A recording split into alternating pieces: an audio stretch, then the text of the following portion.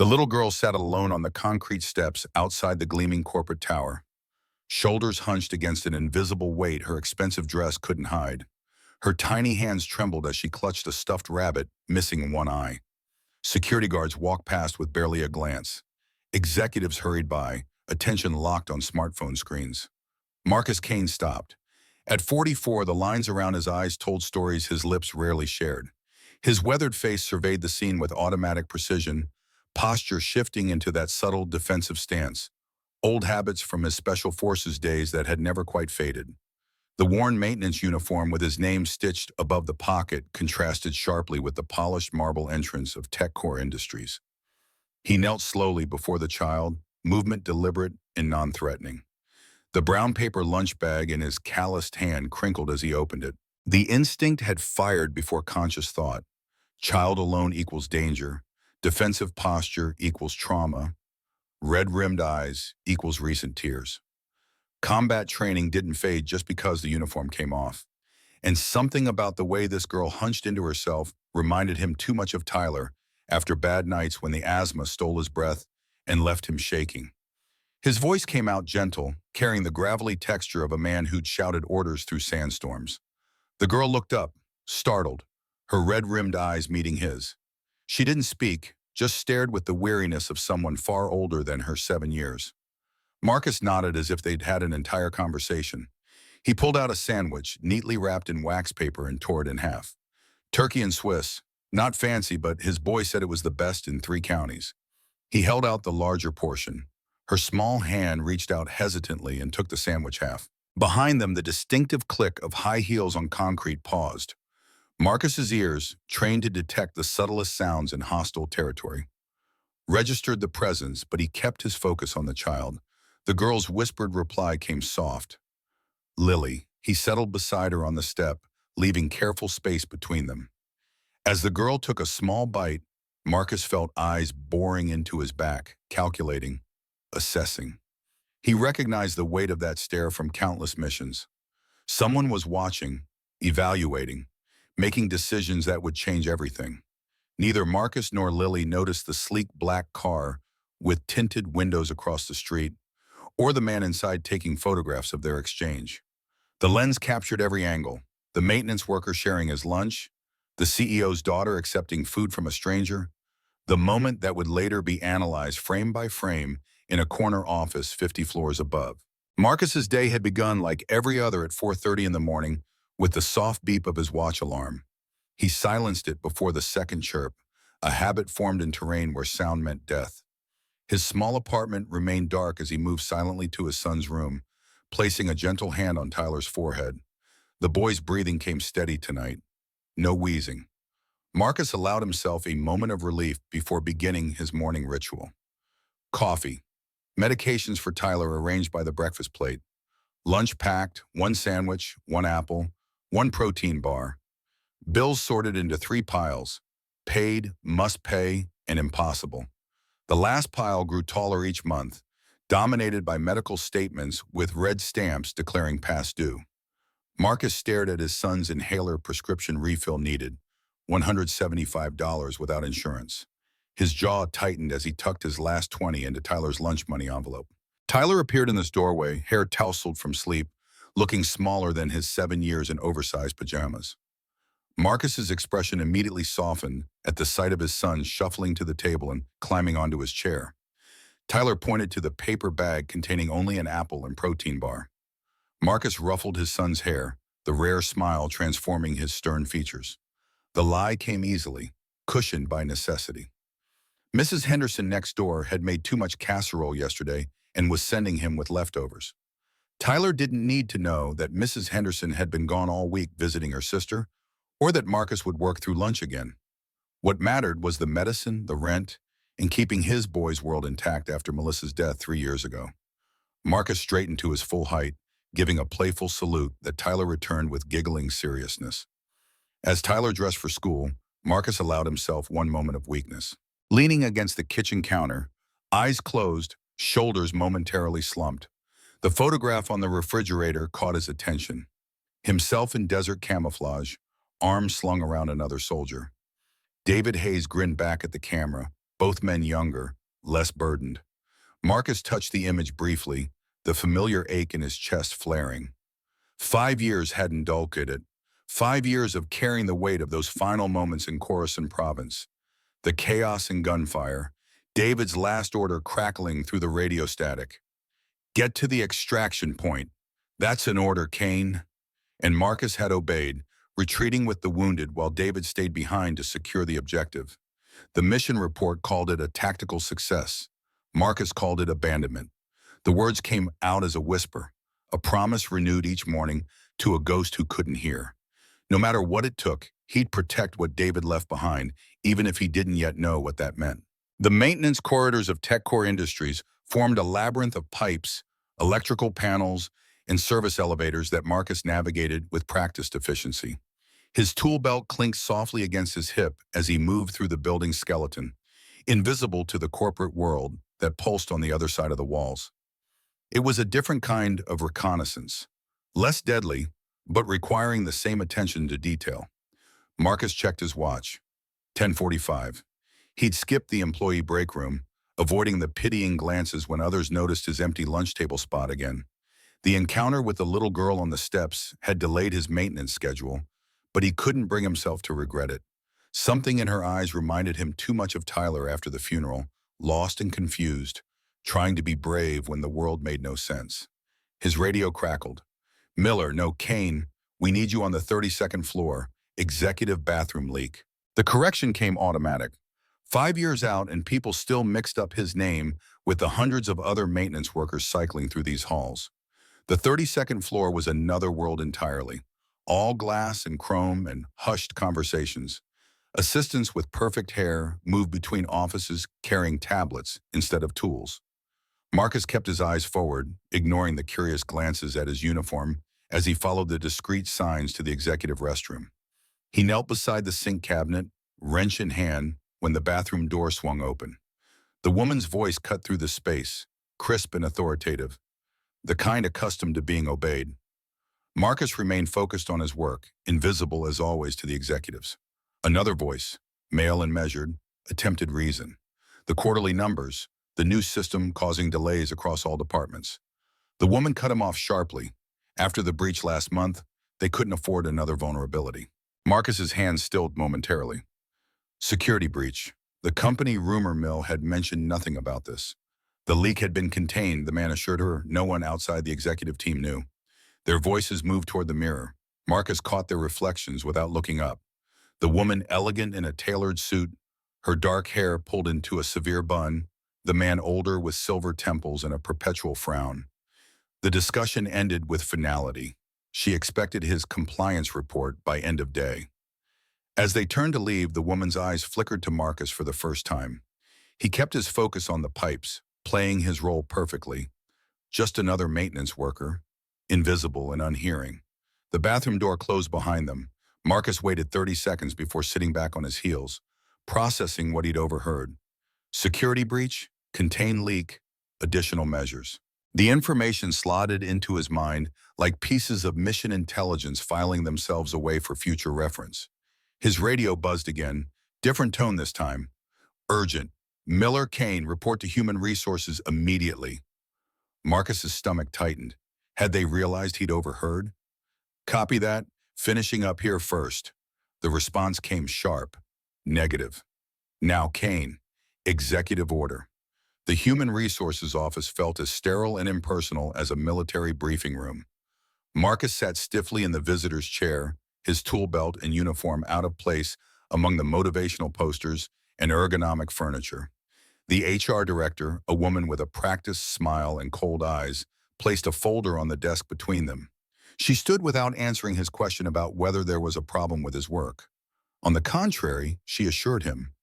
Miss Hayes had specifically requested him. Marcus's pulse quickened slightly. Hayes. The name hit like shrapnel even after 5 years. Surely a coincidence. Hayes was a common name after all.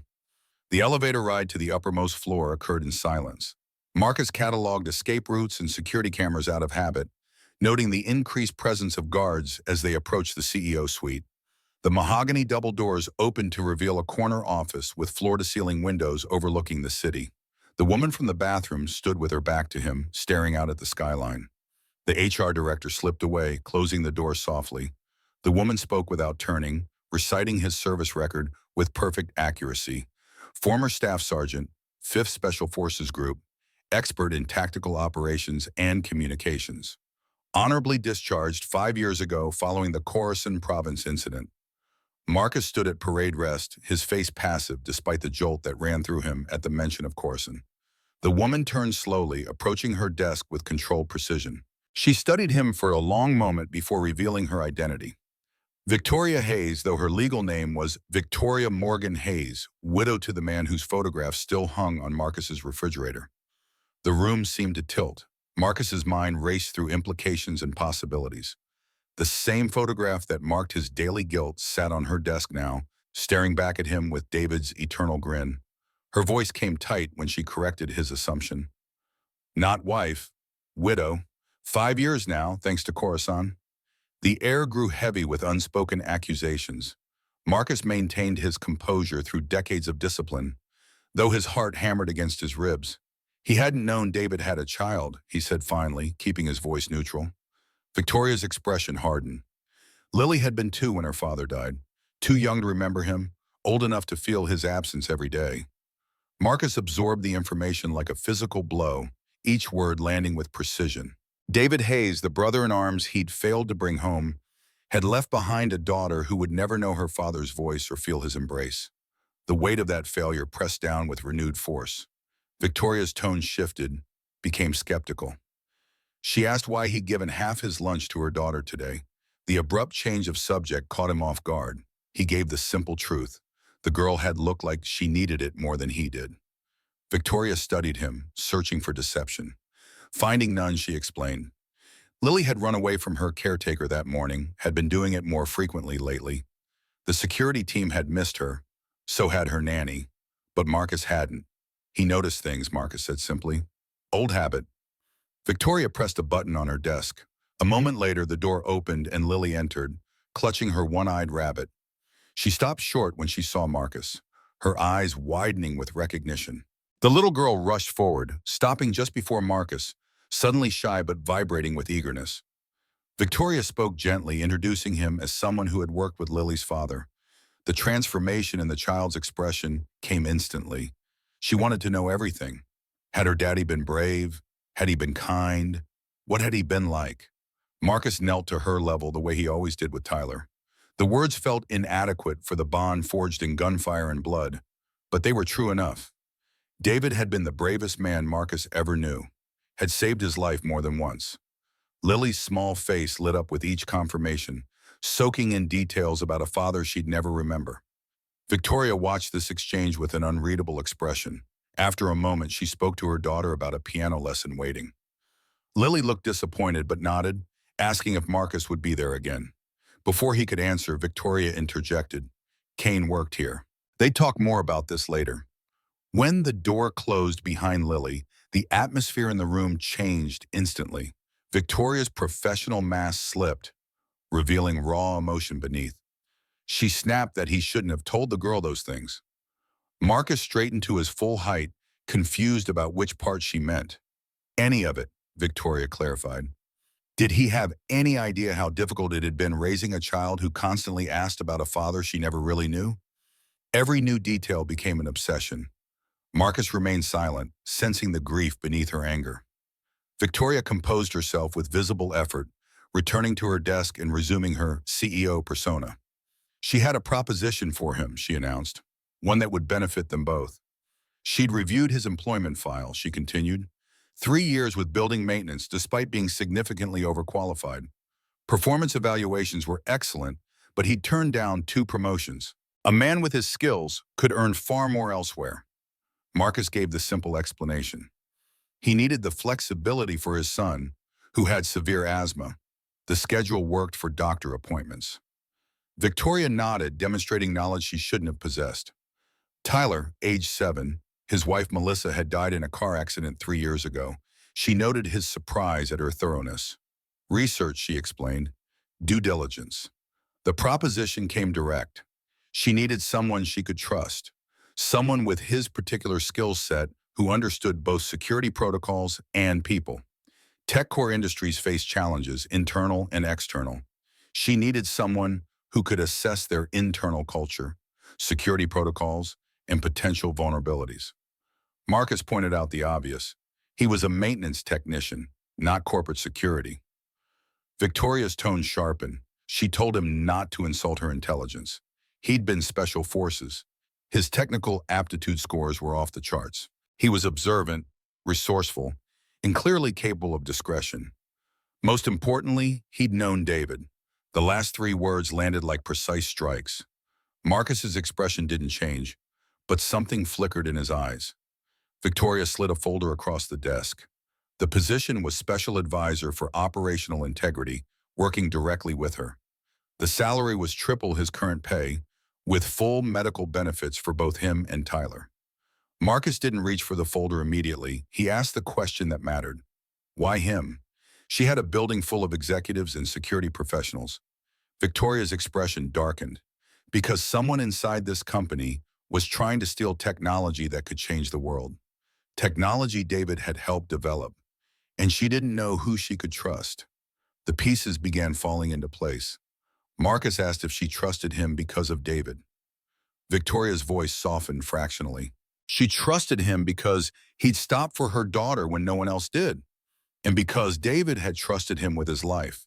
That kind of judgment meant something. Marcus finally opened the folder.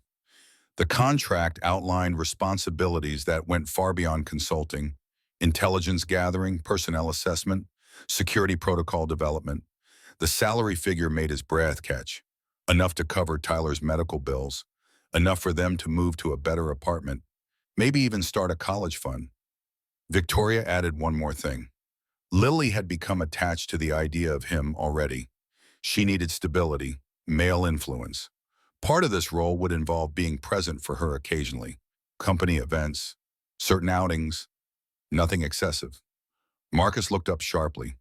She wanted him to be some kind of substitute father figure? Victoria corrected him firmly. She wanted him to be a connection to Lily's real father, and to provide the security expertise this company desperately needed. Marcus closed the folder. He'd need time to consider. Victoria's response came swift. He had until tomorrow morning. This opportunity wouldn't come again. As Marcus turned to leave, Victoria added a final condition. No one could know about this arrangement. As far as anyone was concerned, he was a corporate culture consultant who'd impressed her with his people skills. Marcus paused at the door. With all due respect, he didn't lie to his son. Victoria countered smoothly. Then he should consider it classified information, something she imagined he was familiar with. Their eyes locked in silent battle. Finally, Marcus gave a curt nod and left, the weight of the decision already pressing down on him. That night, Marcus's apartment felt smaller than usual, the walls closing in as he sat at the kitchen table. The contract spread before him like a map to a future he couldn't quite envision.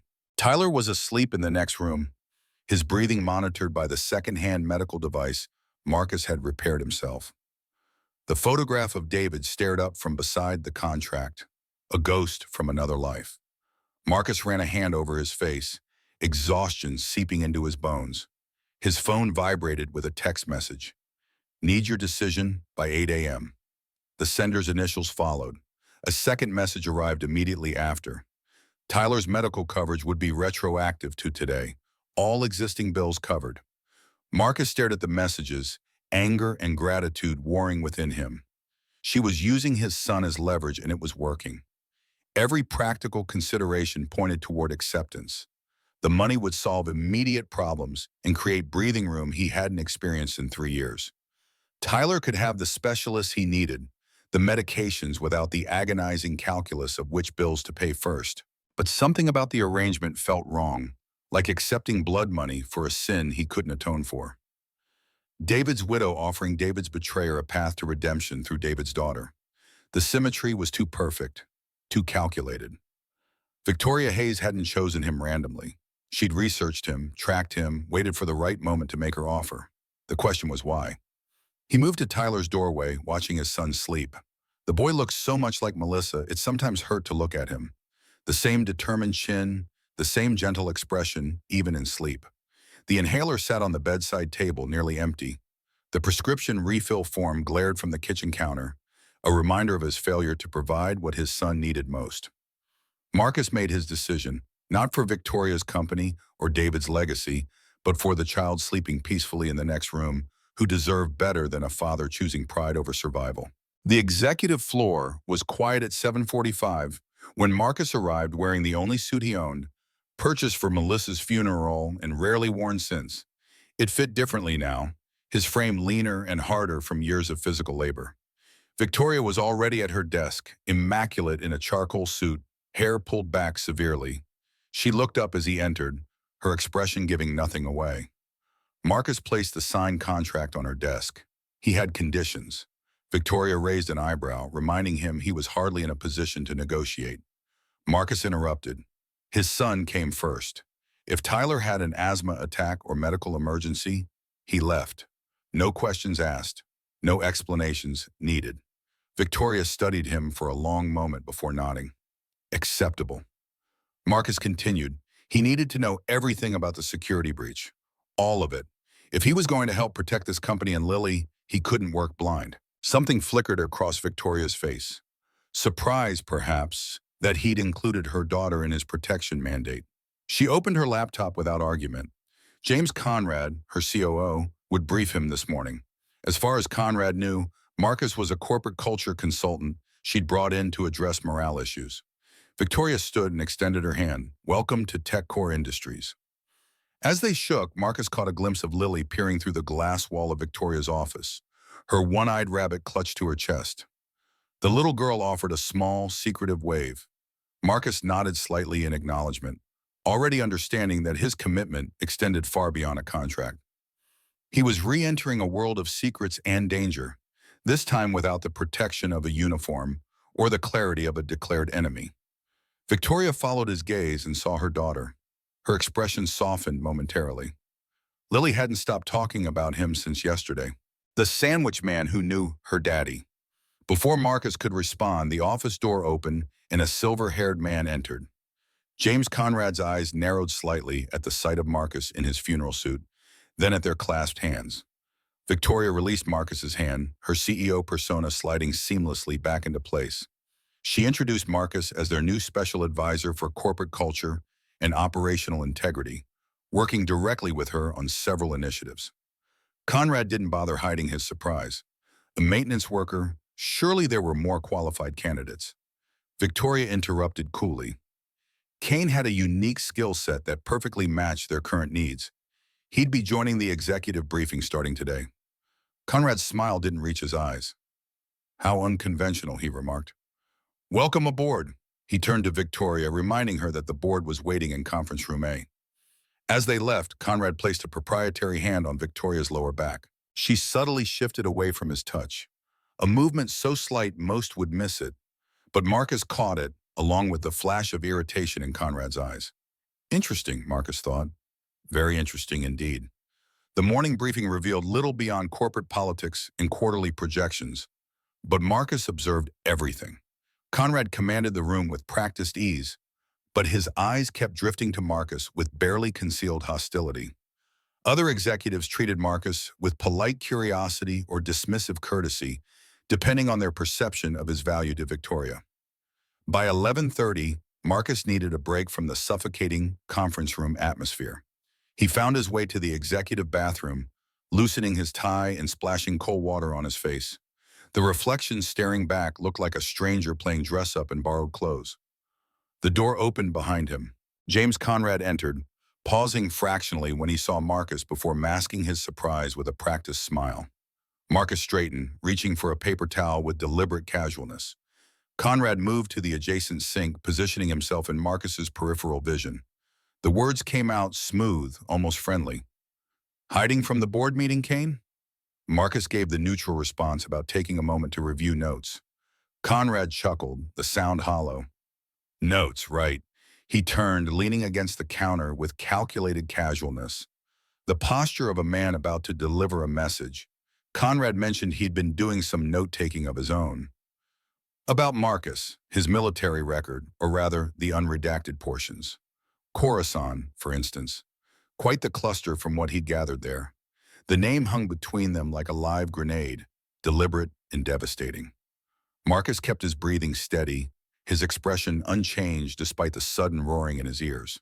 He asked Conrad if there was a point. The older man stepped closer, invading Marcus's personal space in a deliberate power move. Just curious, Conrad explained, why Victoria would hire the man who survived the mission that killed her husband, especially since the details of that mission remain so mysteriously classified. Marcus held his ground, refusing to yield an inch. If Conrad had concerns about his qualifications, he should take them up with the CEO. Conrad's expression shifted, became more calculating. He was more concerned about Marcus's intentions. The newcomer appeared out of nowhere, gained Victoria's trust overnight, secured a position that didn't exist before. Very convenient timing considering their current situation. Marcus asked what situation Conrad meant. Testing. The COO's eyes narrowed. Playing dumb didn't suit him. They both knew what was at stake here. Conrad straightened, adjusting his tie once more. A word of advice, he offered. Whatever game Marcus was playing, he should consider who might get caught in the crossfire. Like that asthmatic son of his. The threat, so casually delivered, sent ice through Marcus's veins. His hand twitched at his side, muscle memory from years of combat seeking a weapon that wasn't there. The words came out quiet, dangerous. Threatening a child told him everything he needed to know about Conrad. Conrad corrected him smoothly. Not a threat, merely an observation about vulnerability. Everyone had them, even Victoria Hayes. He paused at the door, especially Victoria Hayes. The parting shot landed with precision before Conrad disappeared into the hallway. Marcus remained motionless, processing. Conrad knew about Tyler's condition, was actively investigating Marcus's military past, and had just issued what any reasonable person would interpret as a threat. The game had escalated faster than anticipated, and Marcus found himself playing catch-up in enemy territory with unclear rules and uncertain allies. His phone vibrated, a message from an unknown number directing him to Lab C on the 15th floor at 7 p.m.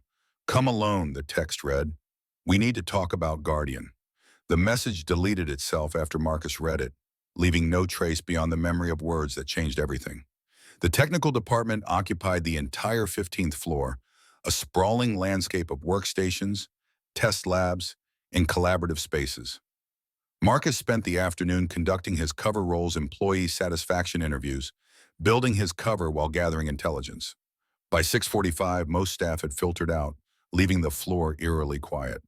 Lab C sat tucked in the northeast corner, a secure testing facility accessible only with specialized clearance.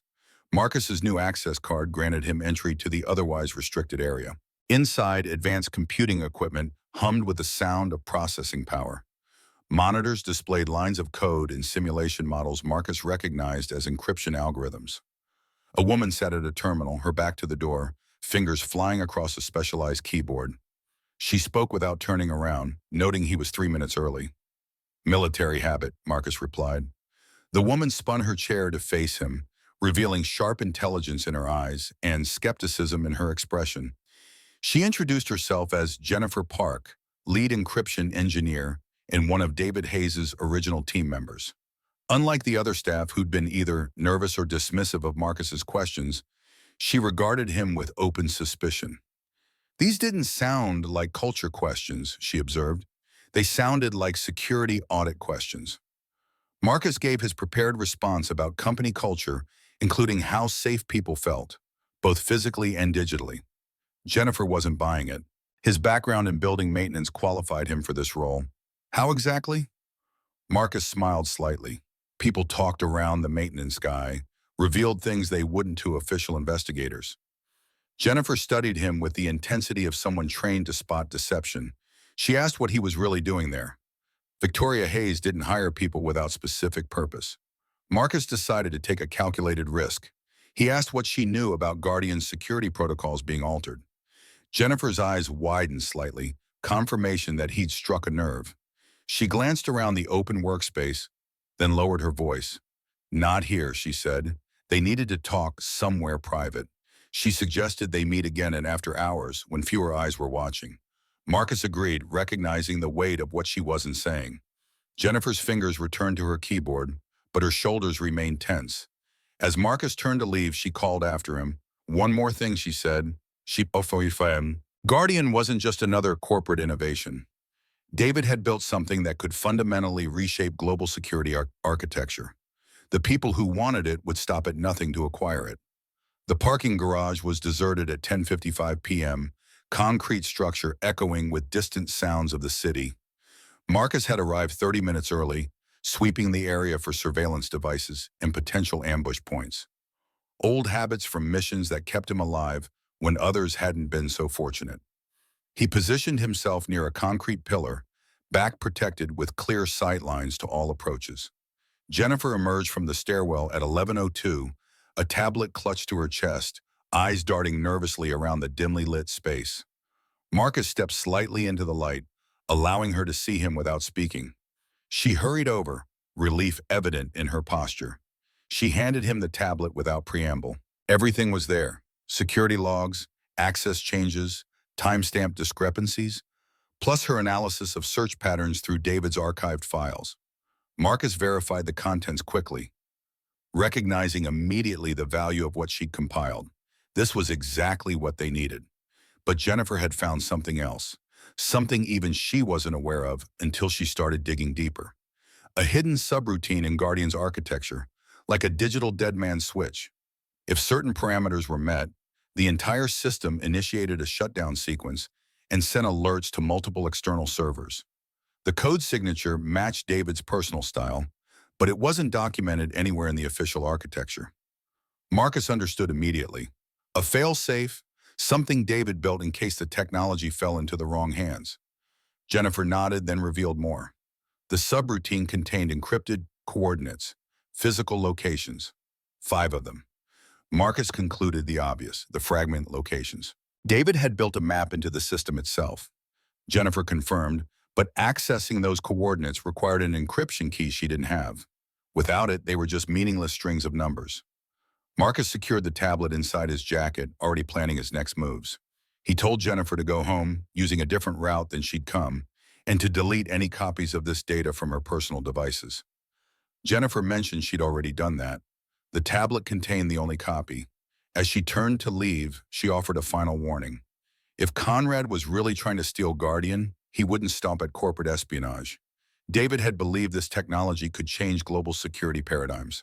People had killed for less. Marcus acknowledged the warning with grim understanding. After Jennifer departed, he remained in the garage for several more minutes, processing the new information.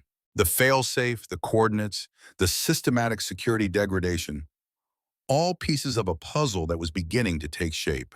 His phone vibrated, an unknown number. Marcus answered cautiously. The voice on the other end made his blood run cold, gruff, authoritative, carrying the distinctive cadence of military command. A voice he hadn't heard in 5 years but would recognize anywhere. Colonel Richard Mitchell, Marcus's former commanding officer, the man who'd led the Khorasan mission and then disappeared into retirement amid whispers of classified operations gone wrong. Mitchell's appearance now, at this precise moment, couldn't be coincidence. The colonel suggested they talk, face to face. There were things Marcus needed to know about Khorasan, about David, about what he'd walked into at TechCorps. Marcus spotted the black sedan in the northwest corner, exactly where Mitchell said it would be. Against every instinct screaming caution, he approached. The window lowered, revealing Mitchell's stern features, more gray than Marcus remembered, deeper lines around his eyes. But the command presence unchanged. Mitchell told him to get in before someone saw them together. Time was short, and Marcus was in deeper than he realized. Inside the car, Marcus asked the obvious question. What was Mitchell doing here? The colonel's response came measured and direct. Same thing as Marcus, protecting David Hayes' legacy and trying to keep Marcus alive long enough to finish what they'd started in Khorasan. The revelation hit like a physical blow. Marcus had spent 5 years believing Khorasan was a disaster, a failed operation that got good men killed. Mitchell asked if that's what Marcus thought happened, that they'd failed. The alternative Mitchell presented was almost too much to process. What if Khorasan wasn't about the target or the prototype at all? What if the real mission objective had been accomplished precisely as planned? Marcus stared at his former commander, implications racing through his mind. Mitchell pulled out a secure phone displaying the surveillance photos. Conrad meeting with several men in various locations. Former intelligence operatives now working private sector. Known brokers for technological black markets. All connected to a group that would very much like to own global encryption standards for the next decade. The pieces were falling into place with devastating clarity. Mitchell explained that he'd been watching tech core industries since David's death, waiting for the opposition to make their move. Conrad wasn't just a corporate thief. He was connected to the same people who'd been waiting in Coruscant, people who'd been after this technology for years. Marcus asked the question that had haunted him for 5 years. What really happened to David? Mitchell's expression grew grave. David didn't die because the mission failed. He died because it succeeded. He'd found something in that compound, something beyond the prototype they were sent to secure, something worth dying to protect. The Guardian fragments, Marcus murmured, understanding crystallizing. Mitchell looked surprised that Marcus knew about them. Knowledge gained just hours ago from Jennifer's hidden subroutine. Mitchell nodded slowly. David had always thought 3 steps ahead, had known the risks when he volunteered for Coruscant. Marcus's old anger resurfaced, raw and bitter. Then why send him at all? Why not extract the prototype another way? Mitchell's answer cut through Marcus's defenses, because David was the only one who could verify what they were really after. The prototype had been bait.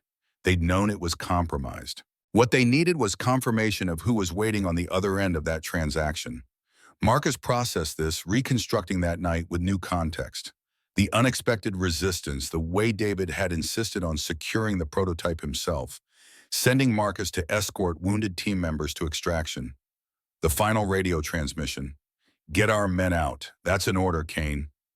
Words Marcus had interpreted as desperate improvisation were actually the culmination of a carefully orchestrated plan.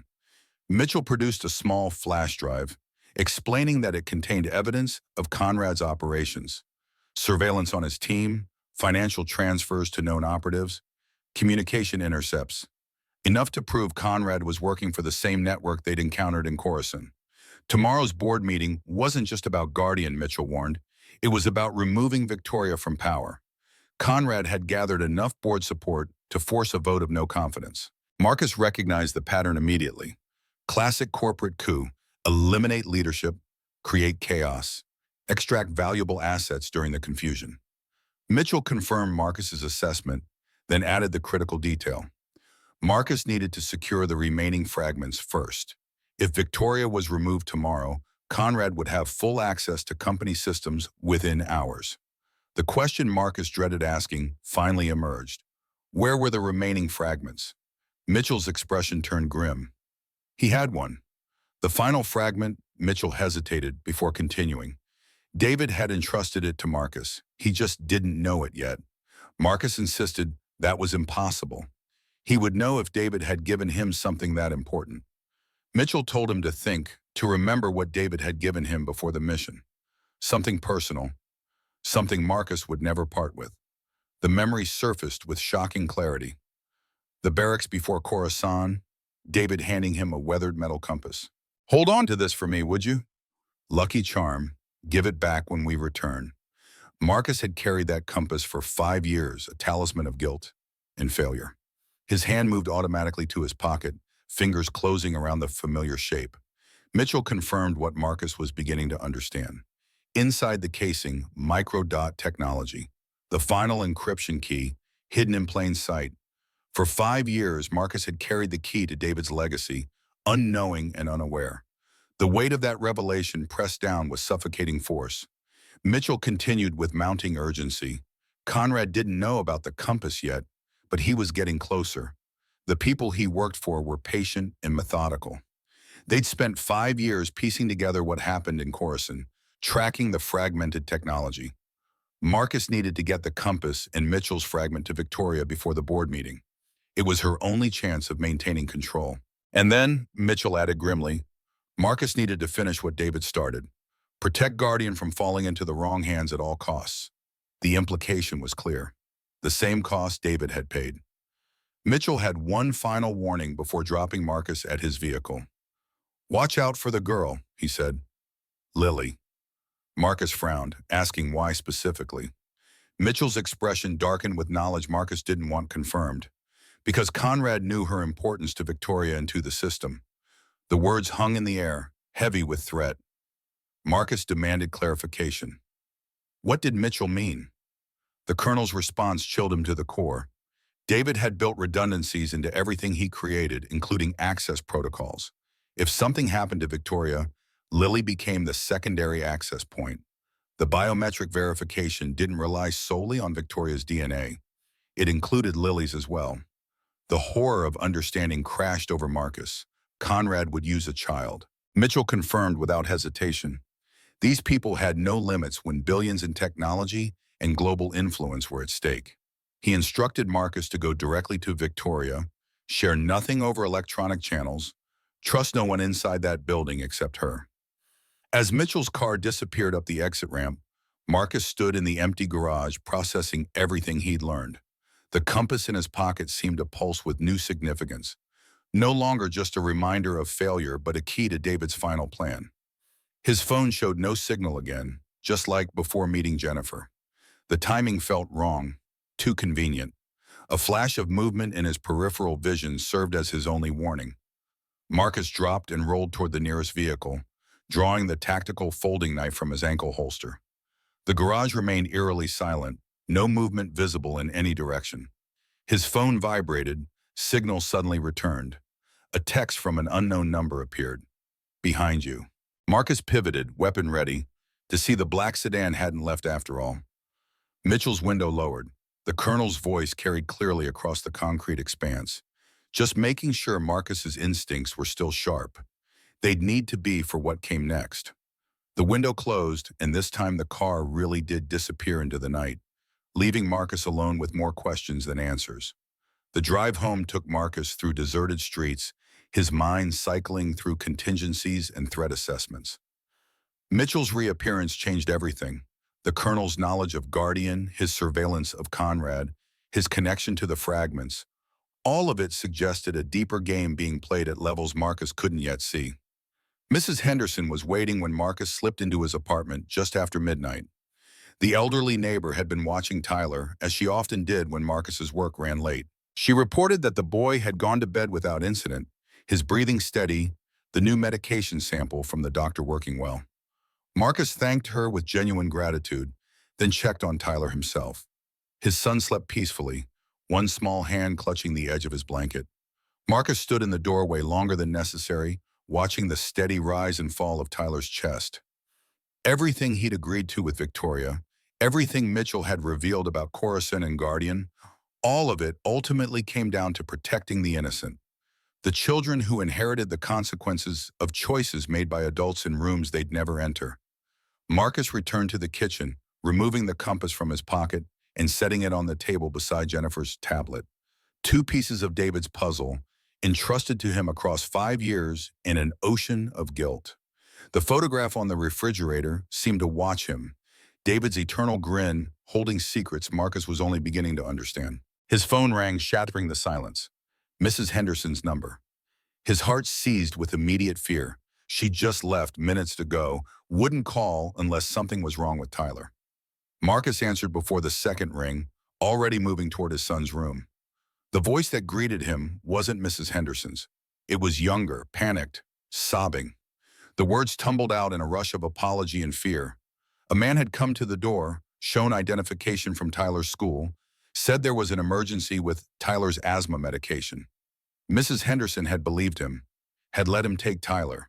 But when she'd called the school to confirm, they knew nothing about any emergency or any man being sent. Marcus's world stopped. His voice came out hollow, distant, as if someone else was speaking. What man? Where was Tyler? Mrs. Henderson's sobs intensified. She didn't know. He'd left 20 minutes ago, said he was bringing Tyler to Marcus at TechCore. She'd tried calling but hadn't been able to reach him. She was so sorry, so terribly sorry. The phone slipped from Marcus's numb fingers, clattering to the floor. Tyler's room stood empty, bed still warm from where his son had been sleeping moments before someone had taken him. The compass and tablet seemed to mock him from the kitchen table. David's legacy demanding a price Marcus hadn't agreed to pay. His training kicked in through the shock, forcing him to think tactically even as his heart shattered. This wasn't random. This was Conrad. This was retaliation for Marcus's investigation, for Jennifer's data, for getting too close. They'd gone after the one thing Marcus couldn't defend while maintaining his mission, his son. The phone rang again, unknown number. Marcus picked it up with shaking hands, already knowing who would be on the other end. Conrad's voice came smooth, almost friendly. "Such a shame about the boathouse security," he commented conversationally. "Real estate was so expensive these days." But that wasn't why he was calling. Marcus forced words through his constricted throat. If Conrad hurt his son, the threat died unfinished. Conrad chuckled. Tyler was perfectly safe, enjoying video games and snacks in a comfortable room. His medication had been administered on schedule. Conrad wasn't a monster after all. Marcus asked what Conrad wanted, though he already knew. The answer came with devastating precision. The compass, Victoria's cooperation, and most importantly, young Lily. Marcus was to bring the girl to TechCore's executive server room tomorrow at 8:45. He'd ensure Victoria provided her biometric authorization to access Guardian's core system. Marcus asked what happened if he refused. Conrad's response came cheerful, as if discussing weather. Then Tyler's medication would run out. Such a tragic accident when a child couldn't breathe, and medical response was delayed by unfortunate miscommunication. These things happened. Conrad gave Marcus 2 hours to comply, wished him good luck, and ended the call. Marcus sank to the floor, head in his hands, feeling the weight of every failure, every bad decision, every moment of hubris that had led to this. He thought he could protect Tyler while serving Victoria's mission. He'd been wrong. His phone buzzed with a final text, this one from Victoria. 3 words that would haunt him until this ended, one way or another. Trust no one. Marcus called Victoria at 12:47 in the morning. She answered on the first ring, her voice sharp with alertness despite the hour. The words came out mechanical, stripped of emotion by sheer necessity. Tyler had been taken. Conrad had him. The demand was simple: Lily, the compass, and full access to Guardian by 8:45 a.m., or his son would suffocate when the medication ran out. Victoria's silence stretched for 3 seconds that felt like hours. When she spoke, the CEO veneer had vanished entirely. Where was Marcus now? His apartment. Was he secure? For the moment. She gave him an address 20 miles outside the city, coordinates to a property held under a shell company, a boathouse on Lake Mercer. She'd meet him there in 90 minutes with Lily. They'd coordinate the response together. Marcus started to object. Bringing Lily anywhere near this situation violated every protective instinct he possessed. Victoria cut through his protest with brutal clarity. Conrad already knew about Lily's biometric access. Whether they brought her or not, she was already a target. Better to control the situation than react to it. Marcus recognized the tactical logic even as everything in him rebelled against using a 7-year-old as part of any operational plan. He gathered what he needed in under 5 minutes. The compass, Jennifer's tablet, a go-bag he'd maintained since leaving the service that he'd hoped never to use again. The Glock from his nightstand, cleaned and loaded, felt like an old friend returning after a long absence. He was halfway to his car when his phone buzzed with a message from Mitchell. The colonel had been monitoring Conrad's communications.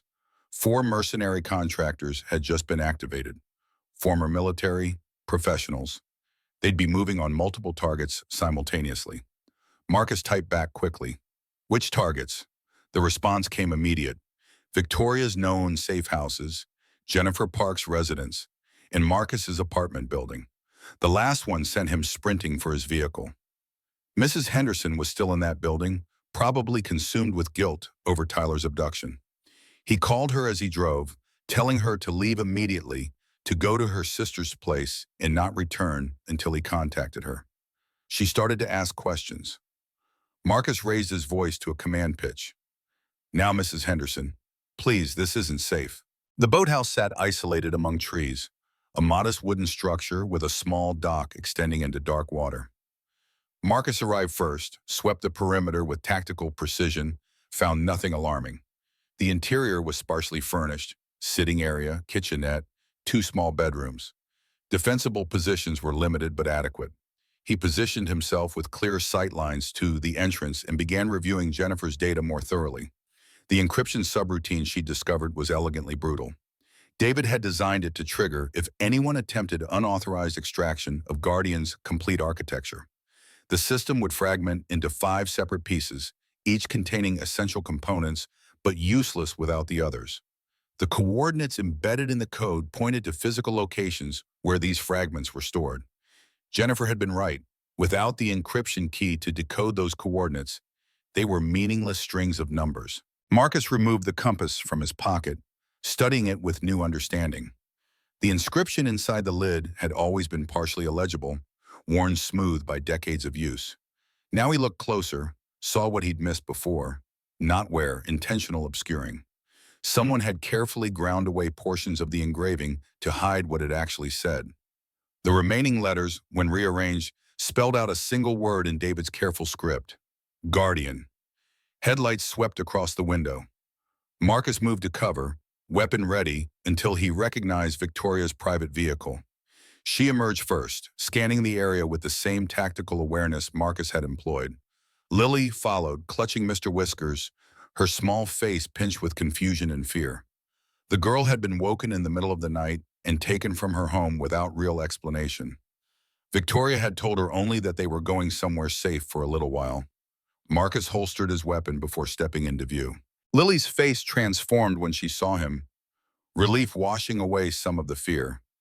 She ran to him with the unself-conscious trust of childhood.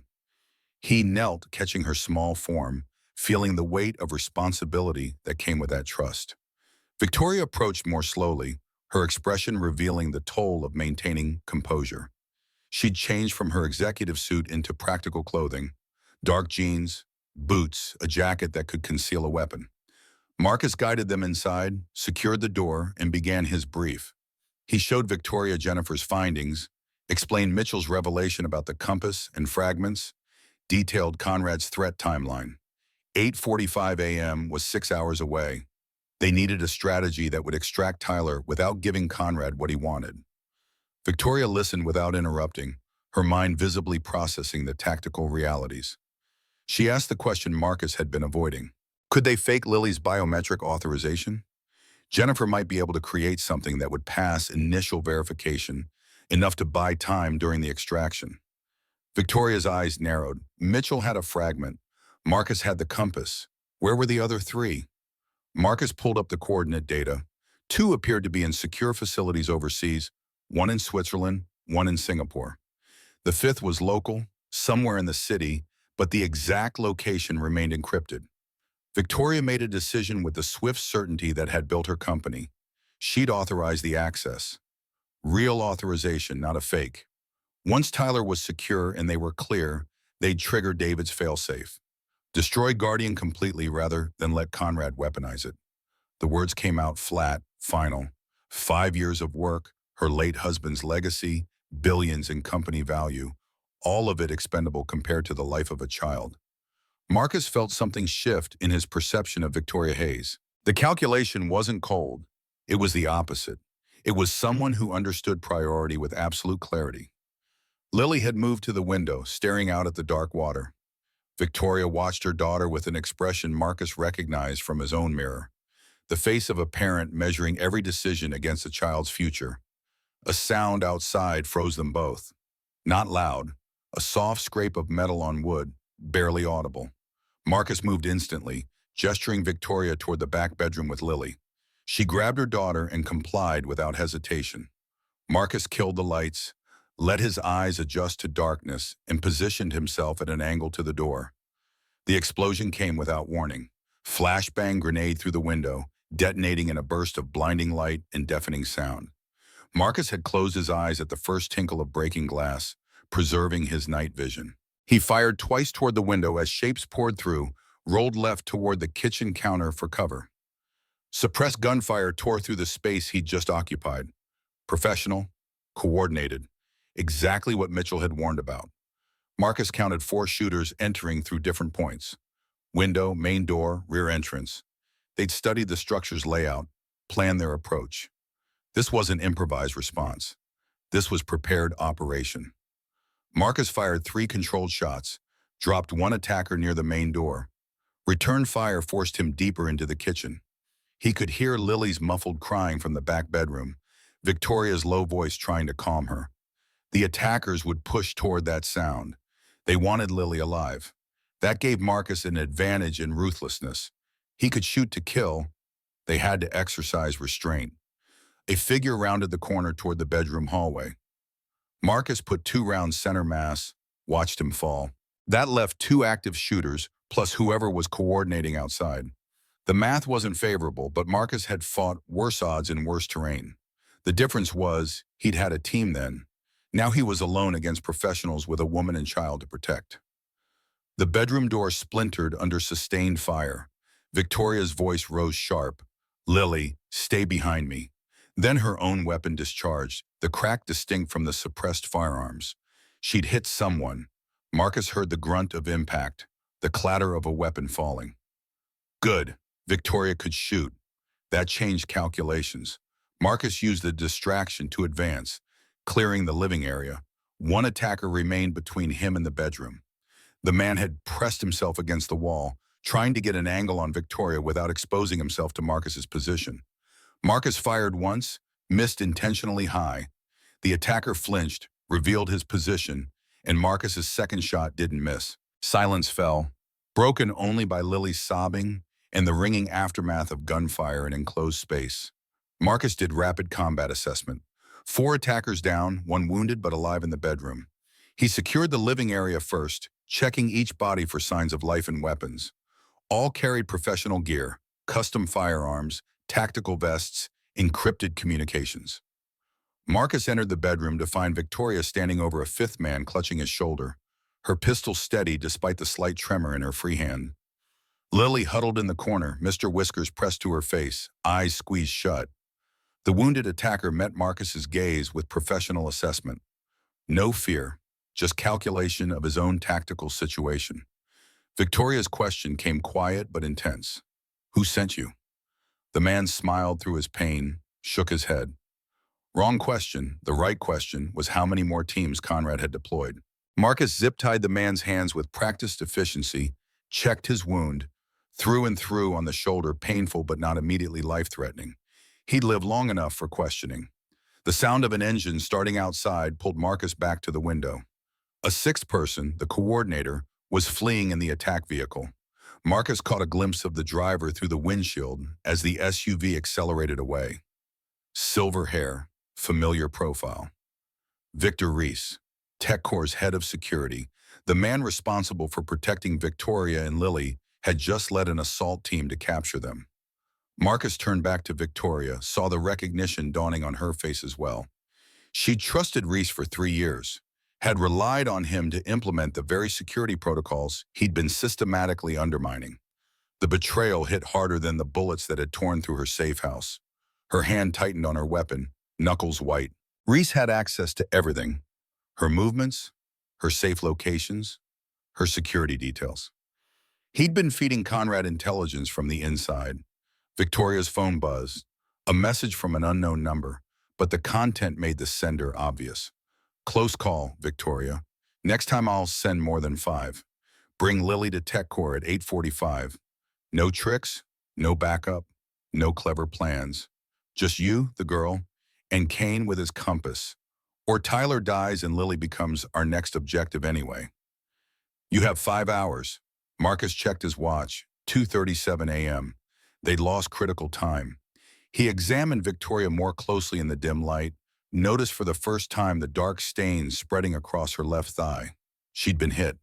The adrenaline had masked the pain initially, but now she swayed slightly, gripping the doorframe for support. He moved to her immediately, guiding her to sit on the bed. Victoria tried to wave him off, insisting it was just a graze, but when Marcus cut away the fabric of her jeans, the wound told a different story. Bullet had torn through muscle tissue, nicked something arterial based on the blood flow. Not immediately fatal, but serious enough to require medical attention soon. Marcus applied pressure, pulled emergency medical supplies from his go bag. Victoria hissed in pain as he worked, but didn't cry out. Lily had crept closer, watching with wide eyes as Marcus applied a compression bandage and makeshift tourniquet. The little girl asked in a small voice if her mommy was going to die. Victoria's response came firm despite her obvious pain. The conviction in that single syllable carried weight beyond the word itself. She reached for Lily's hand, squeezed it gently. Marcus was going to make sure of that. The girl looked at Marcus with absolute faith, and he felt the crushing pressure of expectations he wasn't certain he could fulfill. His phone rang. Jennifer Park's number. Marcus answered to hear ragged breathing, suppressed sounds of pain. The engineer's voice came strained, urgent. They'd hit her apartment 30 minutes ago. 3 men, professional. She'd managed to wound one and escape through a back exit she'd installed specifically for this possibility. But she'd been shot in the process, shoulder injury, losing blood. She'd made it to her car, was driving but didn't know where to go. Couldn't go to a hospital. They'd be watching. Marcus gave her the boathouse coordinates, told her to hurry. They needed her technical expertise anyway for what came next. Jennifer acknowledged and ended the call. Marcus returned his attention to Victoria's leg. The bleeding had slowed under the tourniquet, but she'd need proper medical care within hours or risk permanent damage. They couldn't stay at the boathouse. Reese knew the location, would return with reinforcements. Victoria asked about alternatives. Marcus had one option. His former teammate Ramirez ran a private security operation from a warehouse in the industrial district. Off the books, no questions asked, and most importantly, they had a doctor on staff. Former combat medic who'd patched up more gunshot wounds than most ER physicians. Marcus placed the call. Ramirez answered with characteristic directness, listened to the situation, agreed immediately to provide sanctuary. Getting Victoria to the vehicle proved challenging. She couldn't put weight on the injured leg without the wound bleeding through the bandage. Marcus ended up carrying her, one arm under her knees, the other supporting her back. She held Lily's hand with one of her own, keeping her daughter close as they made their way to her car. Marcus noticed Victoria's slight frame, the way pain had carved lines around her mouth and eyes. The untouchable CEO had become startlingly human. Jennifer arrived as they were loading Victoria into the back seat. The engineer's condition was concerning, pale, sweating, one arm hanging useless at her side with blood soaking through her improvised bandage. But her eyes remained sharp, focused. She handed Marcus a laptop. Everything they'd need to access Guardian remotely was loaded on it. She'd also prepared a corruption protocol that would trigger if Conrad attempted to extract the complete system. He'd get access, start the download, but the data would be poisoned, unusable. Marcus helped Jennifer into the passenger seat, then took the wheel. Lily sat him back with Victoria, both of them watching the boathouse recede through the rear window. The little girl's voice came quiet. Why are bad people so mean? The question hung in the air, too profound for easy answer. Victoria pulled her daughter closer. Because they want things more than they care about people. But we're going to stop them. Lily seemed satisfied with that, settling against her mother's side.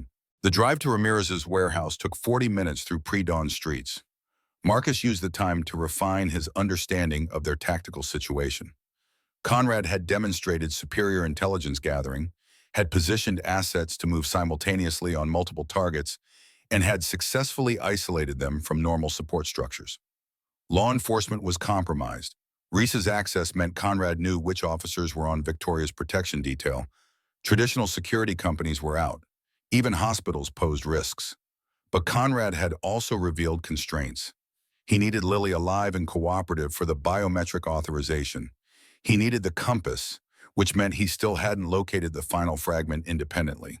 And most critically, he was operating under time pressure. The board meeting was scheduled for 9 a.m.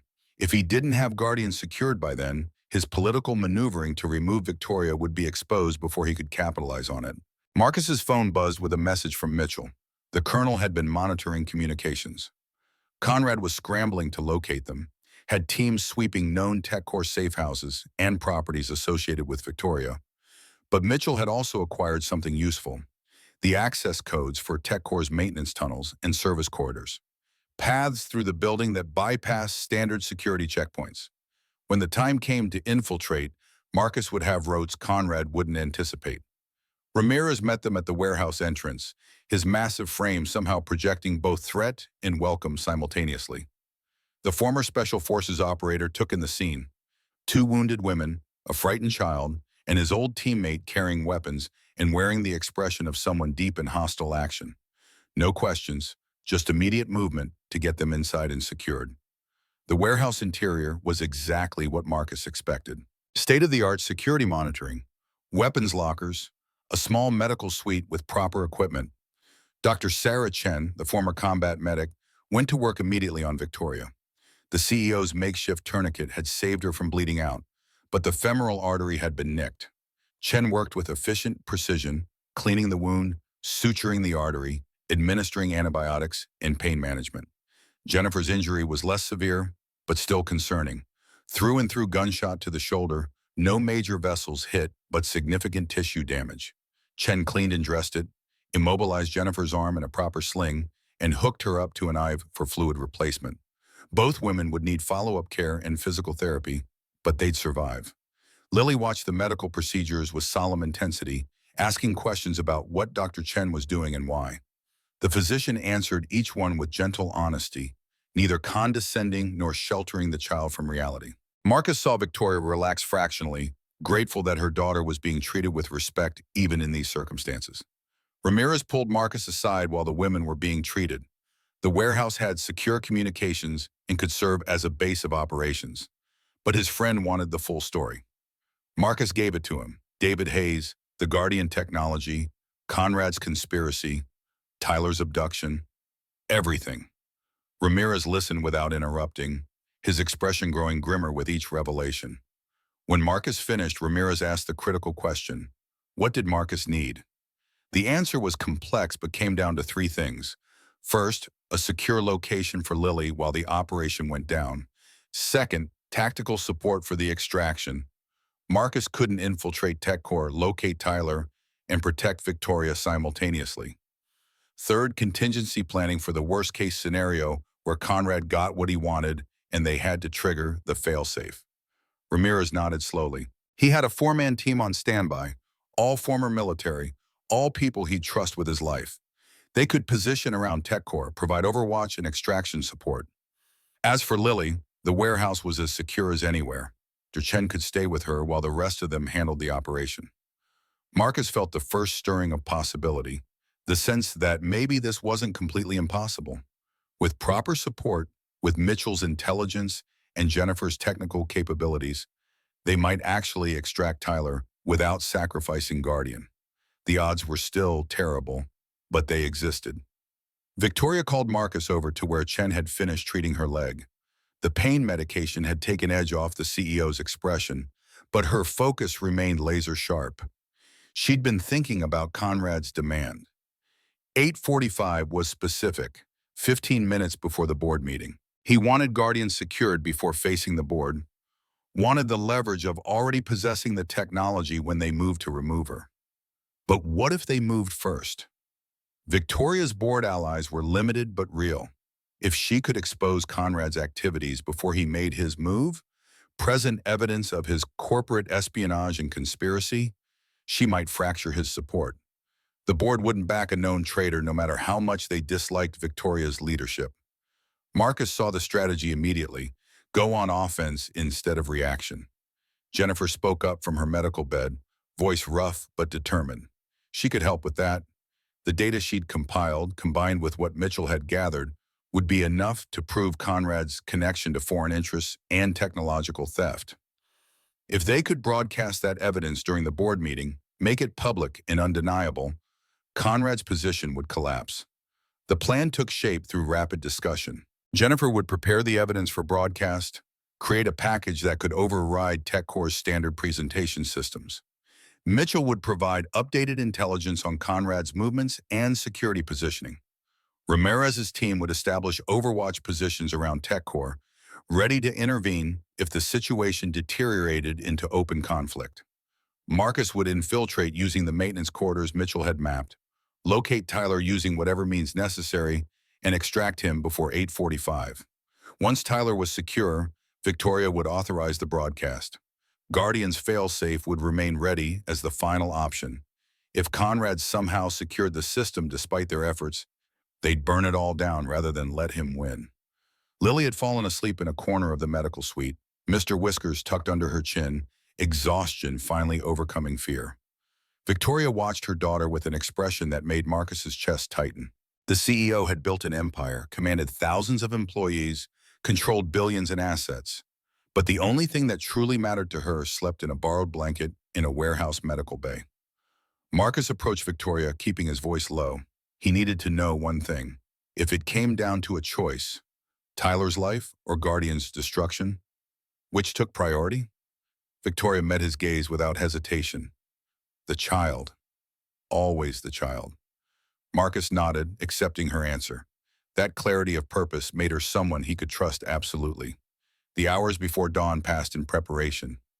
Ramirez's team conducted gear checks and studied building schematics. Jennifer worked on her laptop despite her injury, fingers flying across keys with her good hand. Mitchell sent continuous updates. Conrad's teams had failed to locate them, were growing increasingly agitated. Security at TechCore had been tripled. Marcus sat with the compass, turning it over in his hands, trying to understand David's thinking 5 years ago. His friend had known the risks, had built contingencies upon contingencies, had trusted Marcus with the final piece, even knowing Marcus might not survive to use it.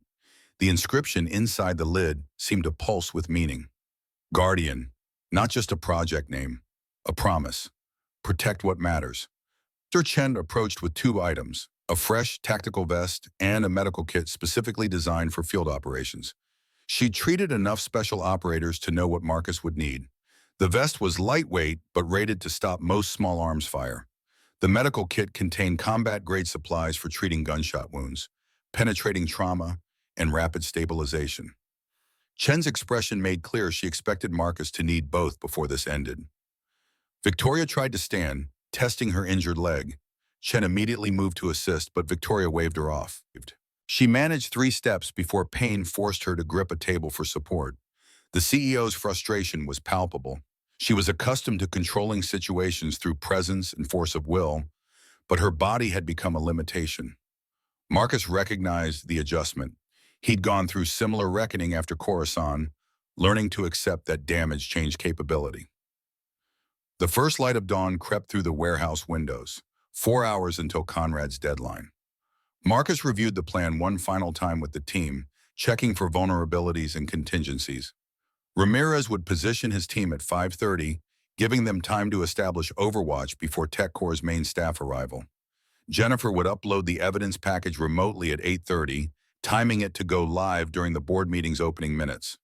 Marcus would enter through the maintenance tunnels at 6, using the early hour when security presence was minimal. Victoria pulled Marcus aside one final time before he departed. She pressed something into his hand, a small device that looked like a standard access card, but with additional circuitry visible along the edge. CEO override, she explained. It would open any door in TechCore, disable any electronic lock, and grant access to systems even Reese couldn't block. Her voice dropped to barely audible. Bring Tyler home, whatever it takes. Marcus pocketed the card, checked his weapons one last time, and headed for the door. Ramirez clasped his shoulder in the warrior's grip of comrades heading into uncertain combat. Jennifer gave him a thumbs up with her good hand. Lily had woken, was watching from Victoria's side with those 2 old eyes that had seen more violence in one night than most children experienced in lifetimes. The little girl's voice stopped Marcus at the threshold. Mr. Whiskers says you'll win because you're fighting for someone you love. The observation, delivered with childhood's absolute conviction, hit harder than any tactical briefing. Marcus knelt, meeting Lily's gaze at eye level. He'd do everything he could. That was all anyone could promise. Lily nodded solemnly, satisfied with the truth. Outside, the city was waking up, oblivious to the private war being waged in its corporate towers and industrial districts. Marcus drove toward TechCore with dawn breaking behind him, carrying the weight of too many promises to too many people. The compass sat heavy in his pocket, David's legacy demanding completion. Tyler was somewhere in that building, frightened and alone, counting on his father to do the impossible. Marcus had done impossible things before, in deserts halfway around the world, with brothers in arms who'd believed in each other absolutely. He'd failed those brothers once, failed David when it mattered most. The guilt of Coruscant had shaped 5 years of his life, driving every decision, coloring every interaction. But maybe that guilt had been misplaced. Maybe David's sacrifice had been exactly what he'd intended. Not failure, but completion of a mission Marcus was only now beginning to understand. The maintenance entrance to Tech Core sat unmarked on a side street, used by service vehicles and contract workers who kept the building functional. Marcus swiped Victoria's override card, watched the heavy door click open, and stepped into the building's hidden architecture. The real infiltration had begun. The maintenance corridors beneath Tech Core smelled of concrete dust and machine oil. Marcus moved through the narrow passages with practiced silence, following Mitchell's mapped route toward the executive levels. The building's infrastructure surrounded him: electrical conduits, ventilation shafts, water pipes, all the hidden systems that kept the corporate world above functioning while remaining invisible to those who profited from them. His earpiece crackled with Ramirez's voice. Teams in position, north side, south side, and east approach all covered. West side had too much open ground for effective overwatch, but 3 out of 4 angles was better than Marcus had expected. Mitchell's voice joined the channel moments later. Conrad arrived 20 minutes ago with Reese. They're in the server room, sub-level 3. 6 security personnel with them, all armed. Tyler's confirmed present. Marcus's heart rate spiked at the confirmation. His son was alive, was in the building, was close enough to reach. The knowledge steadied him even as it intensified the stakes. He checked his watch, 6:47, almost 2 hours until Conrad's deadline, but early arrival might catch them off guard. The element of surprise was the only real advantage Marcus possessed. Jennifer's voice came through next, strained with pain but focused. Upload package ready. Evidence compiled from 19 different sources, cross-referenced and verified. Once it hits TechCore's network, every terminal in the building will receive it simultaneously. Conrad won't be able to suppress it fast enough. Marcus acknowledged, continuing his advance through the tunnels. The route Mitchell had mapped had brought Marcus to a service elevator typically used for moving equipment between floors. Victoria's override card granted access, and Marcus ascended alone in the cramped space. The elevator opened into another maintenance corridor, this one running parallel to the executive server room. Through the wall, Marcus could hear muffled voices, Conrad's distinctive cadence, Reese's rougher tones, and underneath it all, a child crying. Tyler's sobs cut through Marcus like physical wounds. His son's voice called out, asking for his father, asking why this was happening, begging to go home. Marcus pressed his forehead against the cool metal of the wall, forcing himself to breathe through the surge of paternal fury. Rage made operators sloppy. He needed cold precision, not hot emotion. The access point Mitchell had identified was an old ventilation grate, wide enough for a man to squeeze through if he moved carefully. Marcus removed the grate with slow deliberation, minimizing noise. The shaft beyond descended at a 45-degree angle, dropping toward the server room's elevated ceiling. Marcus wedged himself into the confined space and began the controlled descent. The server room spread below him through the grate's slats. Banks of equipment lined the walls, climate control keeping the temperature precisely regulated. In the center, a glass-enclosed control station housed the primary terminals. Conrad stood at one console, Reese at another. 6 security personnel were positioned strategically, 2 by the main entrance, 2 covering the emergency exits, 2 mobile patrols circulating. And there, in a chair near Conrad's position, sat Tyler. His son looked small and terrified, arms wrapped around himself, face red from crying. The inhaler sat on the console beside Conrad, deliberately visible, deliberately out of Tyler's reach. The message was clear: cooperation or suffocation. Marcus assessed angles and distances with the automatic calculations of his training. 7 hostiles, all armed with professional-grade weapons. Tyler in the center of the room, maximum exposure.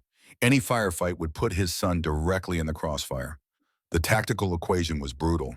He couldn't shoot his way to Tyler without risking the boy's life. Conrad checked his watch, then addressed Tyler with false sympathy. Marcus's audio pickup caught the words clearly. "Your father should be here soon. He loves you very much. Enough to do exactly what I tell him." Tyler's response came defiant despite his tears.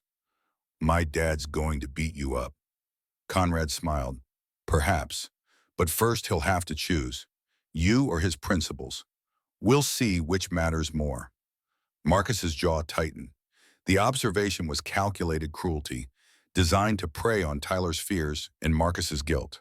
But it also revealed Conrad's fundamental misunderstanding. This wasn't a choice between son and principles. Tyler was the principal. Everything else was negotiable. Movement near the main entrance drew Marcus's attention. Victoria was arriving, supported by Jennifer, both women moving with obvious pain. Lily walked between them, holding her mother's hand, Mr. Whiskers clutched in her other arm. The security personnel stepped aside, allowing them to enter. Conrad's expression shifted to satisfaction. Punctual as always, Victoria. And you brought the girl. Excellent. Victoria's voice came cold and controlled despite her injury. Where's Tyler? Let him see his father's safe and we'll discuss terms. Conrad gestured toward Tyler. The boy's fine, as promised, though his breathing is getting a bit labored. Perhaps his medication is wearing off? Tyler's wheezing had indeed intensified. The familiar sound that Marcus knew meant his son's lungs were constricting. Panic edged into the boy's crying. Jennifer moved as if to go to him, but Reese blocked her path. Conrad continued his monologue. I believe we're still waiting for one person. Where's your attack dog, Victoria? Where's Kane? Marcus made his decision. Remaining hidden gained nothing when Tyler needed his inhaler immediately. He kicked out the ventilation grate, dropped through the opening with controlled fall, and landed in a three-point stance. 7 weapons immediately trained on him. Marcus straightened slowly, hands visible and empty. Tyler's cry of relief and fear mixed together. Dad! Marcus met his son's eyes, conveyed calm confidence he didn't entirely feel. Hey, buddy, sorry I'm late. Traffic was terrible. The attempt at normalcy in impossibly abnormal circumstances made Tyler's breathing hitch, but the boy nodded, understanding his father's message. They'd get through this together. Conrad applauded slowly. Dramatic entrance. Very action hero. Now shall we conduct our business like civilized people? Marcus scanned the room, cataloging positions and distances. Ramirez, you getting this? The affirmative came immediately through his earpiece, too quiet for anyone else to hear. Conrad laid out his terms with the precision of a man who believed he'd already won. The compass, access to Guardian via Lily's biometric authorization, and safe passage for himself and his team out of the building. In exchange, Tyler and the others would be released unharmed. Simple transaction, mutually beneficial. Marcus removed the compass from his pocket, held it up where Conrad could see. This is what David died protecting. You think I'll just hand it over? Conrad's expression didn't change. I think you'll do whatever necessary to save your son. That's not weakness, Kane. That's being human. Most people would make the same choice. The words carried weight beyond their surface meaning. Conrad was offering Marcus absolution, permission to surrender without shame. Your son or a dead man's technology. Choose. Marcus felt the compass's familiar weight, felt the years of guilt and obligation pressing down. He'd spent 5 years believing he failed David, failed to protect his brother in arms when it mattered most. But David had known exactly what he was doing in Coruscant, had made his choice consciously, deliberately, with full understanding of consequences. He'd trusted Marcus to make the right choices too, even if those choices weren't obvious in the moment. The real failure would be letting Conrad turn David's sacrifice into a weapon. Marcus met Victoria's eyes across the room. She gave the smallest nod, understanding what he was asking. Tyler or Guardian, the child or the legacy? Her answer remained what it had been at the warehouse. The child, always the child. That clarity gave Marcus what he needed. He addressed Conrad directly. You're right, I'll do whatever necessary to save Tyler. But you're wrong about one thing, Victoria's voice joined his. This isn't a transaction. It's a trap. Conrad's confidence flickered momentarily. What trap? You're surrounded, your son is dying, you have nothing. Jennifer's fingers moved across her phone screen. The evidence broadcast just went live. Every computer in this building, every board member's device, every TechCore employee logged into the network. They're all receiving proof of your conspiracy right now. Conrad's face went pale, then flushed with rage. Reese lunged for Jennifer, but she'd anticipated the move, stepped aside despite her injury. Ramirez's voice filled the channel. Conrad's extraction team just tried to grab Lily from the school Marcus gave as her location. We were waiting. 4 hostiles secured, no casualties. Conrad spun toward the control console, pulling up security feeds. The realization that his backup plan had failed showed in the way his hands trembled on the keyboard. Marcus used the distraction to move closer to Tyler. 2 steps, then 3. The security personnel were looking to Conrad for orders, their formation breaking as confusion spread. Reese pulled his weapon, aimed at Victoria. If this goes wrong, she dies first. Conrad regained some composure. Stand down, Kane. I still have leverage. He grabbed Tyler, pulled the boy against him as a shield, pressed a gun to the child's head. Tyler screamed. Marcus froze, every protective instinct screaming against the sight of his son in mortal danger. Conrad's voice came steady now, backed by desperation. Here's the new deal. I walk out with the boy and the compass. When I'm clear, I release him. Try to stop me, and Tyler dies. The room held his breath. Marcus calculated angles, distances, possibilities. He could draw and fire before Conrad pulled the trigger, but the margin was impossibly thin. One hesitation, one miscalculation, and Tyler would pay the price. Victoria started to speak, but Marcus raised a hand. This was his decision to make. Marcus met Tyler's terrified gaze, saw his son trying desperately to be brave. The boy had spent 7 years watching his father choose duty and sacrifice, had learned that real strength meant enduring pain for the greater good. But that wasn't the lesson Marcus wanted Tyler to carry forward. Some things mattered more than missions. Some choices were simple, even when they cost everything. The compass came out of Marcus's pocket. He held it up, let Conrad see it clearly. You win. Take it. Take Guardian. Just let my son go. The words felt like betrayal of David, of Victoria, of everything they'd fought for. But they were also absolute truth. Tyler's life was worth more than any technology, any legacy, any promise to the dead. Conrad's expression showed vindication. Bring it here, slowly. Marcus started forward, each step measured and deliberate. Tyler's eyes tracked him with desperate hope. 3 feet, 2 feet, close enough to see the sweat on Conrad's forehead. Smell his expensive cologne mixed with fear stink. Marcus extended the compass. Conrad reached for it. And in that moment of transition, when greed overrode caution, Marcus moved. He dropped the compass, grabbed Conrad's gun hand, twisted with all his strength. The weapon discharged, bullet going wide. Marcus pulled Tyler away from Conrad, shoved his son toward Victoria. Run! Everything happened simultaneously. The security personnel opened fire. Marcus returned fire with his Glock, dropping 2 immediately. Ramirez's team breached through the walls, precisely placed charges blowing open 3 different entry points. Smoke and noise filled the space. Jennifer triggered something on her laptop, and every screen in the server room displayed the same message. Guardian Protocol Purging. Authorization. David Hayes. Conrad screamed in rage and despair. No, stop it! Stop the purge! Reese tried to reach the control console, but Victoria shot him. The head of security went down clutching his shoulder. Jennifer's voice rose above the chaos. It can't be stopped. Once initiated, the fail-safe runs to completion. Guardian is erasing itself across all fragments, all backups, everything. Marcus had Tyler behind him, was covering their position with suppressive fire. Ramirez appeared through the smoke, massive and unstoppable, his team providing covering fire. Get them out! Marcus pushed Tyler toward his former teammate.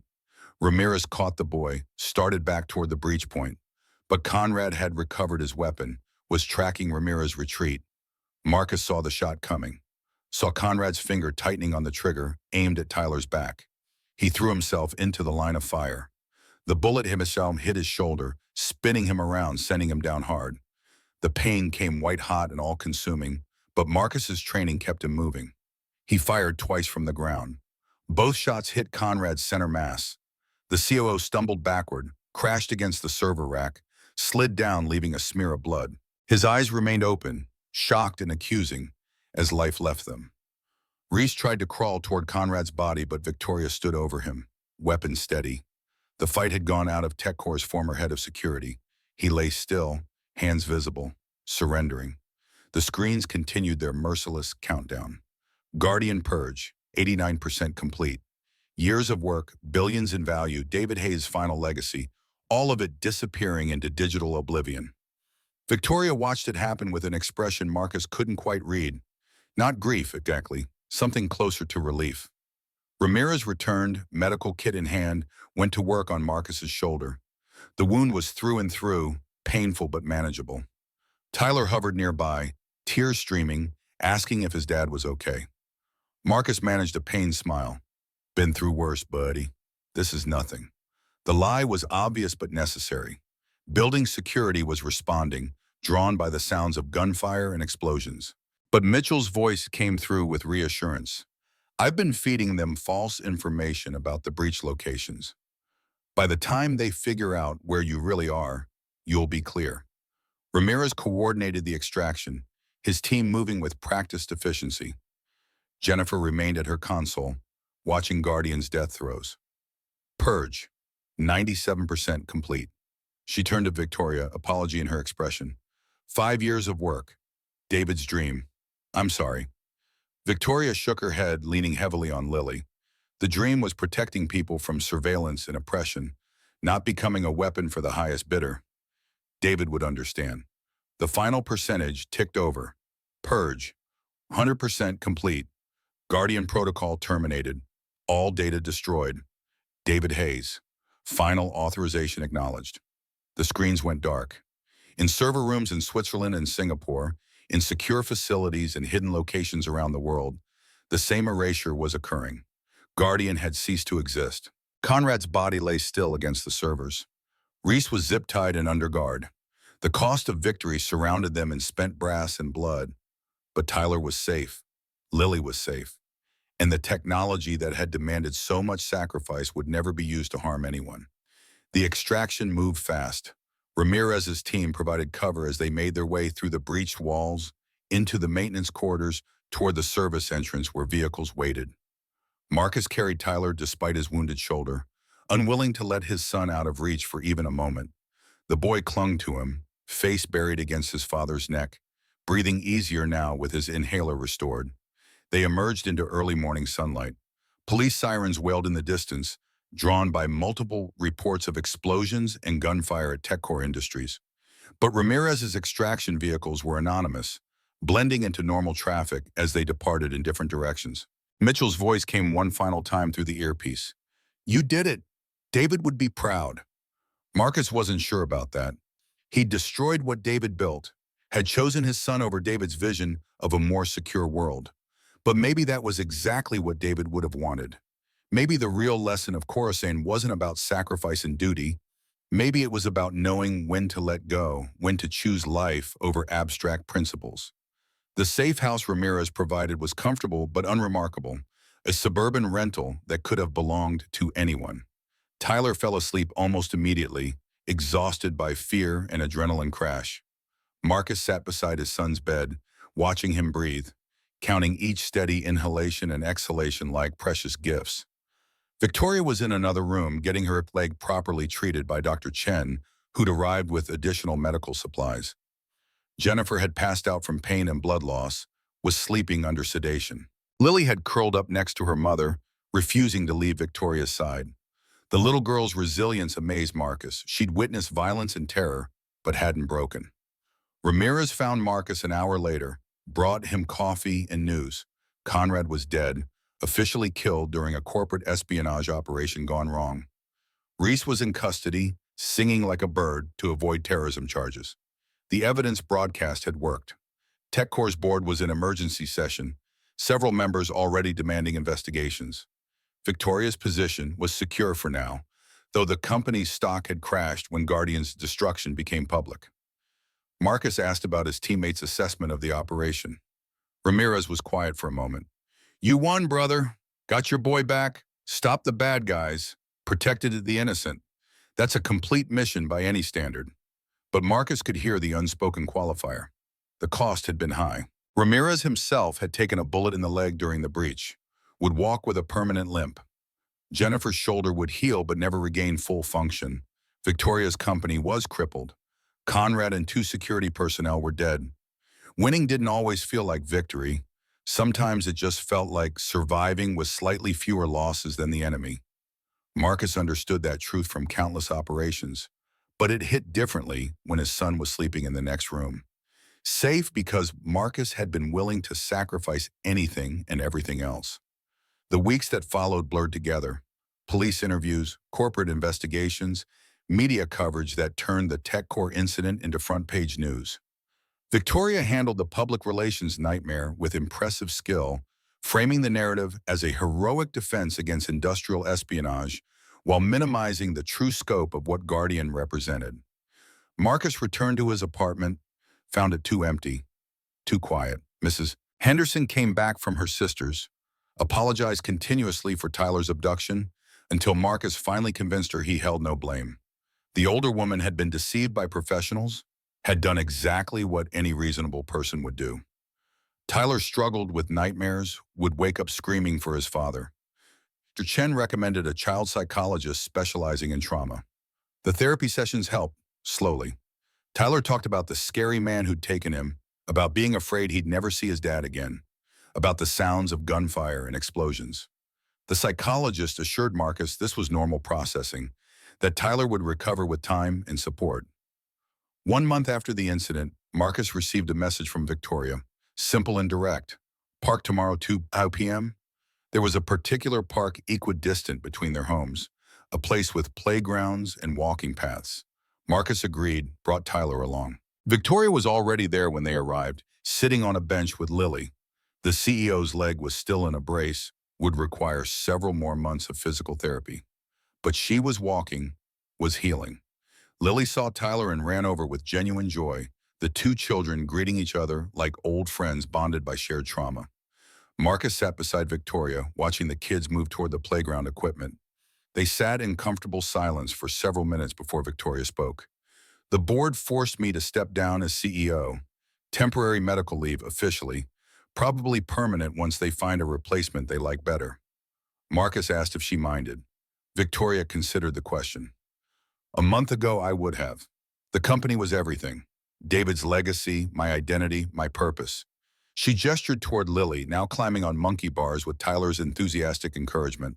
But watching her laugh like that, seeing her just be a kid without the weight of the world pressing down, maybe losing the company is a gift in disguise. Marcus understood that sentiment more than he could articulate. Sometimes you had to lose what you thought mattered to discover what actually did. Victoria turned to face him directly. I never properly thanked you for saving Lily at the boathouse, for risking everything to stop Conrad, for choosing Tyler over Guardian when it came down to it. Marcus shook his head. I destroyed 5 years of David's work, erased technology that could have protected millions of people. Some might say I failed him. Victoria's voice came firm, allowing no argument. You protected his daughter. You demonstrated that human life matters more than any invention. That's exactly what David believed. You didn't fail him. You honored him in the only way that really counts. The words settled something inside Marcus that had been restless and uncertain. Lily's voice called out from the playground. Mommy, Mr. Kane, watch this. Both adults turned their attention to the children. Lily was showing Tyler how to cross the monkey bars, the two of them coaching each other through the challenge. Victoria's observation came soft. They're good for each other. Lily needs someone who understands what she went through. Tyler needs someone who makes him feel brave instead of afraid. Marcus nodded. Maybe they could arrange more of these meetings. Let the kids build a friendship that might help them both heal. The afternoon sun cast long shadows across the park. Other families played nearby, living normal lives with ordinary problems. Marcus had spent years feeling separate from that normalcy, marked by his military service and subsequent losses. But maybe the distance wasn't as vast as he'd believed. Maybe he'd been a father all along, had just needed circumstances desperate enough to clarify his priorities absolutely. Tyler ran back to them, breathless and happy. Dad, Lily says her mom might buy a house near us. Is that true? Marcus looked at Victoria questioningly. She offered a small smile. I've been looking at properties in this neighborhood. Quieter than downtown, better schools, good for Lily. Tyler's excitement was palpable. Can she? Please? The transparent hope in his son's voice made Marcus's chest ache in the best way. Victoria addressed Tyler directly. Would you like that? If Lily and I lived nearby, we could have dinners together sometimes. Maybe watch movies on weekends. Tyler's enthusiastic agreement came immediate and wholehearted. Marcus met Victoria's gaze over his son's head. She was offering more than proximity. She was offering connection, maybe even the possibility of something that looked like family. The complications were obvious. She was David's widow. Marcus was the man who'd survived, while David hadn't. Their relationship was built on trauma and shared crisis. But maybe that foundation was stronger than it appeared. Maybe surviving impossible situations together created bonds that normal circumstances couldn't forge. Lily returned, tugging on Victoria's sleeve. Mommy, I'm hungry. Can we get ice cream?